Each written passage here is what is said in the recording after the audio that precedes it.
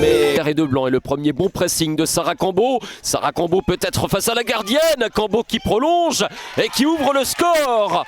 Incroyable Sarah Cambo qui ouvre le score dès la toute première minute de jeu, 30 secondes.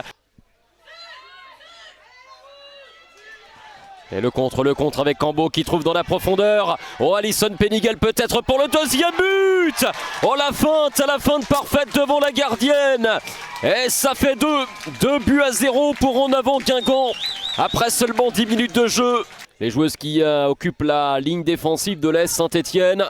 Avec ce nouveau ballon, on était toutes proches. Pour l'équipe qui mène, on peut relancer complètement les débats. En cas de réduction du score, attention à ce ballon, et le voilà. La réduction du score, on l'évoquait tout à l'heure.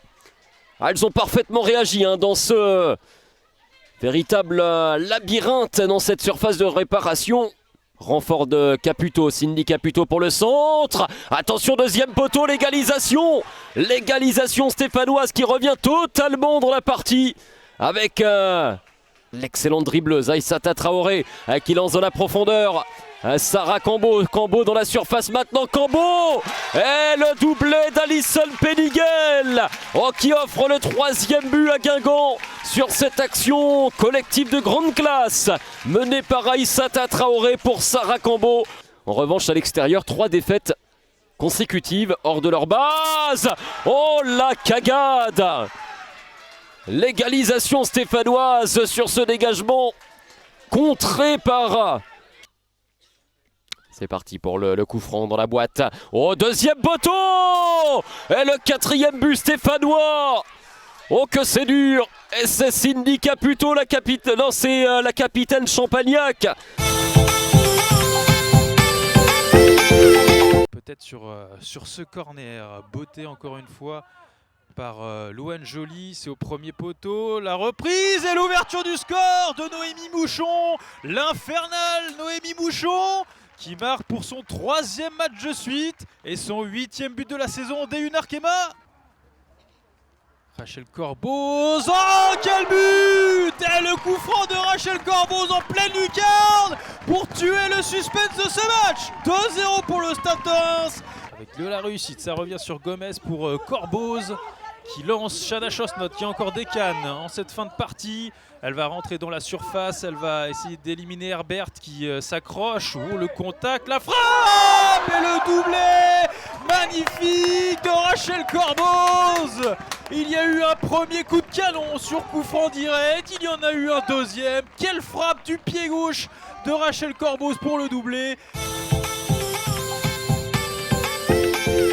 5e minute de jeu, Julie Rabanne pour tirer le coup franc.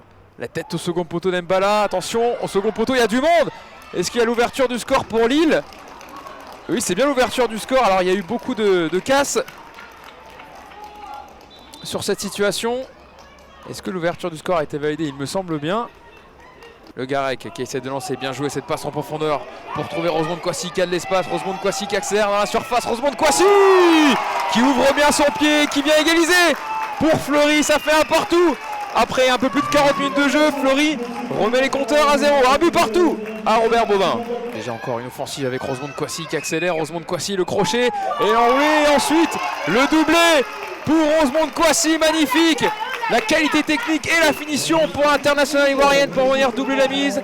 Et le Garec qui passe et la faute d'Oran Papriki qui va être sanctionné avec un carton jaune. Et c'est le deuxième, ça sera donc rouge pour Aurore Papriki. Peut-être va-t-il en rester une dernière, peut-être ici justement avec Boissène. Et l'égalisation pour Lille dans les derniers instants du match. Marjorie Boissène qui était rentrée il y a quelques instants, qui permet à Lille de venir décrocher un point. Cette équipe de Dijon très appliquée qui respecte les consignes de son projet de jeu. Attention, Marie-Antoinette Katoto qui est trouvée sur ce côté. Oh, elle est Oh, passée, bien joué. elle est passée en face à joué. face. Et voilà le premier but du match signé Marie-Antoinette Katoto pour le Paris Saint-Germain. Elle a fait la différence finalement toute seule Eh oui, on dans le la sait. surface de réparation. Grande joueuse, on le sait, il leur fort pas beaucoup d'occasions. Donc là, belle percussion dans l'axe de Marie-Antoinette Katoto qui vient éliminer sur son contrôle le premier adversaire qui se trouve donc face à la gardienne et qui vient ajuster du plat du pied. Pour les Parisiennes, c'est joué à deux. Baltimore avec Gayero. Baltimore va être retrouvé. Le centre de Baltimore. Voilà le deuxième but pour le Paris Saint-Germain et c'est Chawinga qui vient mettre le 16e de la saison. Ça fait 2-0 pour le PSG juste avant la pause. Ouais, super bien joué à la réception donc, de Chawinga. Et là, voilà, là, il manque un relais là milieu pour pouvoir jouer côté opposé. Et Wu qui a tenté de jouer directement sur Véron. Gayero avait tout vu. Attention derrière, ça peut aller très vite avec Gayero toujours qui n'est pas attaqué. Chawinga qui va récupérer ce ballon dans la surface. La frappe Bravo au premier poteau.